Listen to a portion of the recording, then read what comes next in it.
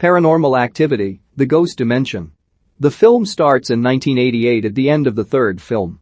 A supernatural entity bends Dennis backwards and kills him. Grandma Lois, Hallie Foote, guides young Katie, Chloe Csengery, and Christy, Jessica Tyler Brown, upstairs where they meet with a guy named Kent, Don McManus, whom Lois says will be the girls' teacher. Kent tells the girls that he is going to help them with something that will benefit them in the future. We jump to 2013 in Santa Rosa, California at the Fleege home. Dad Ryan, ChrisJMurray, is with his daughter Layla, Ivy George, as they wait for Ryan's brother Mike, Dan Gill, to show up. Mike is staying with his brother after going through a pretty bad breakup. Ryan's wife Emily, Brit Shaw, doesn't like the idea of Mike staying for too long. Joining them is a friend named Skylar, Olivia Taylor Dudley.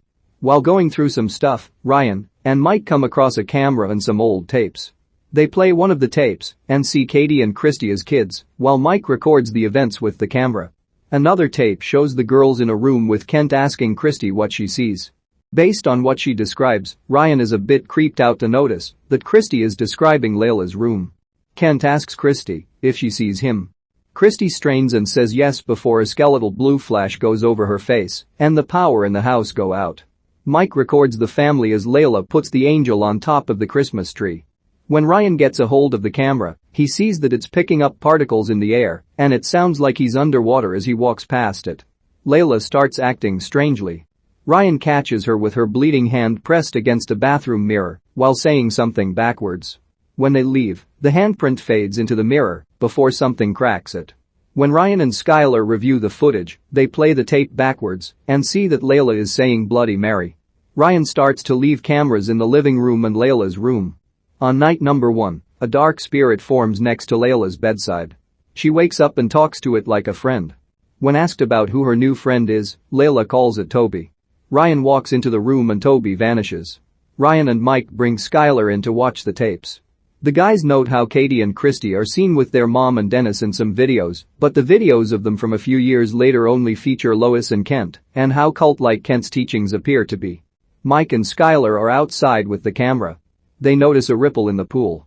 A dark cloud appears to jump from the pool and go into the woods. There, they find Layla alone. It becomes evident that Toby's presence is only ever noticeable around Layla. The guys review the footage and get a better look at the demon's face. They later go into Layla's room and see that she's drawn weird symbols on her bedroom wall, which Ryan recognizes from some papers he found with the same symbols. Concerned about Layla's behavior, Ryan and Emily call in Father Todd, Michael Krawic. The priest goes into Layla's room and tries to talk to her. He rubs holy water over her forehead. Layla grins slightly but stays still as Todd asks more questions. After a brief moment, Layla growls and lunges at Todd, throwing him to the ground as her parents try to pull her off of him. The adults dig a little deeper into the events surrounding the tapes and the girls. Ryan reads up on Hunter Ray, Christy's son, who appeared in one of the videos from 1992, despite not being born until 2006 on the exact same day as Layla. Emily reads about a cult called the Midwives that uses the blood of 2 firstborns in order to bring something into the world. They also see some drawings of a creature with multiple eyes, something that Layla has made drawings of. The adults worry about Layla as she grows increasingly detached from them. They forbid her to be friends with Toby, but Layla won't listen. Night number 6, the adults stay awake and close to Layla. Downstairs, Ryan picks up Toby forming around Mike. They hide in the kitchen as they can see Toby through the camera, stomping and making troublesome noises while growling menacingly. Deciding that enough is enough, Ryan and Emily call Father Todd to get rid of Toby once and for all.